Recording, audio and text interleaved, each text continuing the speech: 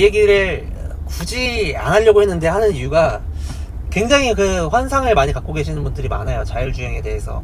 근데 자율주행 자동차라는 것 자체가 완벽해야 된다라는 거잖아요. 완벽하지 않고 완벽에 가까운 수준의 자율주행 자동차는 이미 나와 있어요. 반갑습니다. 운전하는 곰돌입니다. 오늘 이동간에 말씀드릴 만한 내용은 또 하나 이렇게 얘기를 해볼게요. 자율주행 자동차에 대해서 오늘 얘기를 해보고자 해요. 자율주행 자동차의 미래는 어떨까? 자율주행 자동차가 사고 나면 어떻게 될까? 뭐 이런 부분들이 사실 좀 하실 수 있죠. 지금 현재 자율주행 자동차에 대한 기준은 1단계부터 5단계까지로 분류가 되어 있거든요. 근데 자율주행 자동차가 우리가 흔히 얘기하는 사고도 없이 완벽하게 정말 그러니까 사람보다 더 완벽하게 주행을 자율적으로 해간다 라는 정도 수준까지 이르는 단계는 5단계라고 보시면 됩니다. 근데 지금 현재는 한 3단계까지 와 있는 상황이고요. 이 3단계 자율주행 시스템에서 완벽하진 않은 거죠. 그러니까 테슬라의 차량들이 지금 3단계 수준을 가지고 있다고 보시면 됩니다. 여러분들 테슬라 타보시면은 차 자체는 엉망인데 자율주행 시스템에 대해서는 상당히 놀라울 정도의 뭐랄까 지적 수준을 가지고 있습니다. 그렇지만 그 차가 완벽하진 않거든요. 도로상에서의 위험들은 완벽하다라고 볼 수 있는 수준이 없어요, 사실. 자, 그러면 자율주행, 그러니까 완전 자율주행 자동차가 상용화가 될 수 없는 이유에 대해서 제가 조금 설명을 오늘 하나씩 들어보려고 합니다. 자, 첫 번째로는 일단 천문학적인 개발 비용입니다. 이 개발 비용을 무시를 할 수가 없는 게 일단 지금까지 FSD, 그러니까 풀 셀프 드라이빙을 위해서 테슬라 쪽에서 일론 머스크가 돈을 쏟아부은 부분들이 적지 않아요, 이미.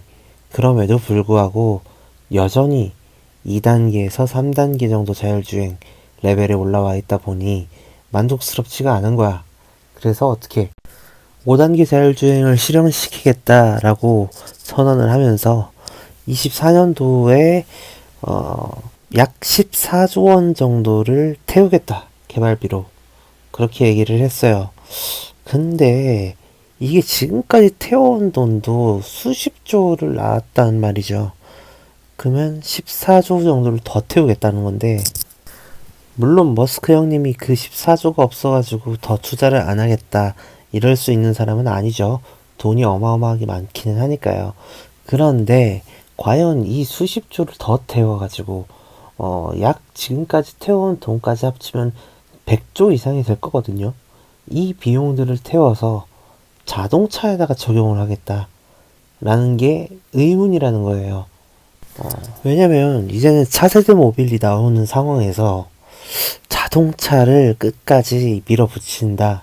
글쎄요, 저는 이게 합리적인 기업인의 방향성이라고 보진 않거든요.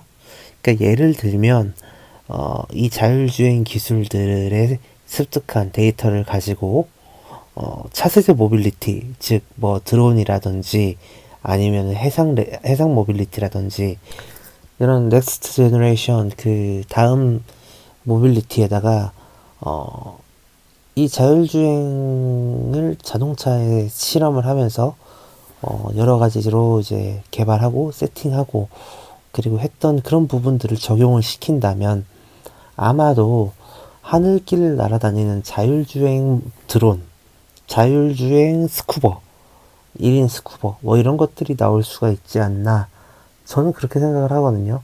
왜냐하면 자동차 시장은 과포화 시장이고, 그리고 이 큰 비용들을 들여서 지금 진입할 만큼 새로운 모빌리티 시장으로 이미 넘어가기 시작했어요. 18세기에 개발됐던, 그리고 그때부터 개발을 해서 상용화가 된 이 자동차가 앞으로 21세기, 22세기까지도 이게 유지가 될까요? 저는 그렇지 않다고 생각합니다. 두 번째로는 과연 완벽한 자율주행이라는 것 자체가 구현이 가능할까? 라는 것에 대한 근본적인 의문점이 좀 있습니다. 일단 자동차를 운전을 하다 보면 여러분들 엄청난 많은 변수들이 발생을 하거든요. 제가 요즘 보게 되면 이 테슬라 차량들을 오토파일럿 켜놓고 다녔을 때 굉장히 똑똑하다는 느낌을 많이 받습니다. 그건 사실이에요.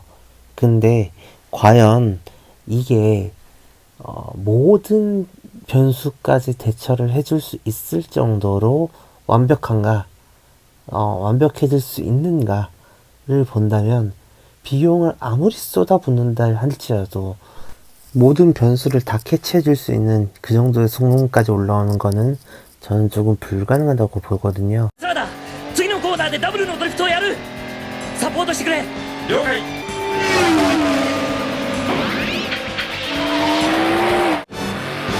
ダメだ隼人隼人あおっと今何したんだ失敗したカッパの皮な 자, 그리고 오늘의 본론 마지막으로 하고 싶었던 얘기인데요. 완벽하다고 출시된 자율주행 차량에 사고가 발생이 되는 경우가 있을 겁니다. 이거는 물론 상대방이 내 차에 와서 갖다 박을 수도 있지만 그게 아니라 자율주행 차량을 운전하는 운전자의 과실 또는 그 자율주행 차량 자체의 결함 또는 과실로 인해서 누군가에게 손해를 끼치는 사고를 발생시켰다 라는 경우들이 있을 거거든요, 분명히. 자, 이런 경우에는 그러면 어떻게 처리를 해야 하느냐? 당연하게도 보험회사에서 먼저 처리는 다 끝내겠죠. 근데 보험회사에서 이거는 제조사의 과실이다 라고 추정되고 보이는 사고들이 엄청나게 나올 겁니다. 그럼 이 건들을 전부 다 보험회사에서는 조사를 해야 돼요. 그럼 보험사에서는 엄청난 인력이 발생이 될 거고 그 인력들은 결국 여러분과 우리가 내는 자동차 보험료의 요율 전체적인 상승으로 이어질 거고요. 만약에 그래서 그걸로 소송을 진행을 했을 때 제조사가 이기는 경우들은 보험회사에서는 돈만 쓰고 실익은 얻어가지 못하는 상황이 생기는 거고 만약에 거기서 제조사가 진다.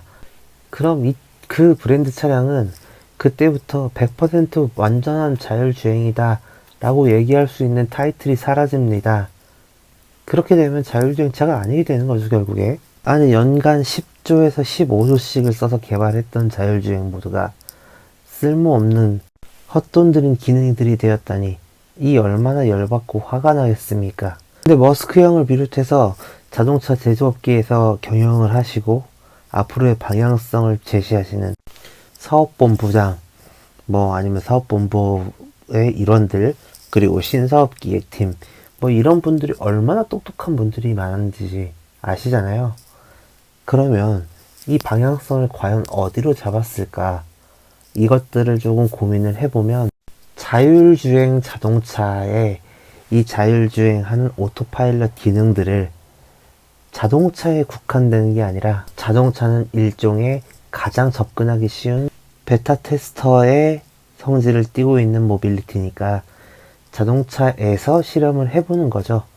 그리고 그 기술들을 고도화시켜서 다른 신모빌리티에다가 집중 투자를 하고 적용을 할 것 같다 라는 얘기거든요.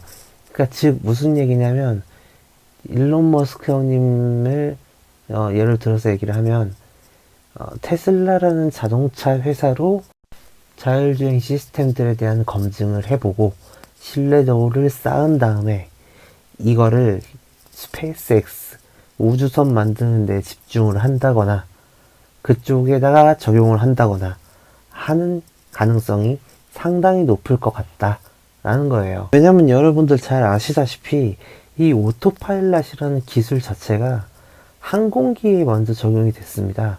항공기에서 오토파일럿 모드를 해놓고 운항을 시작하고 이런 부분들이 있기 때문에 충분히 가능성이 있는 얘기라고 저는 보거든요. 드론을 띄워서 택시를 만드는 것도 마찬가지일 거고요.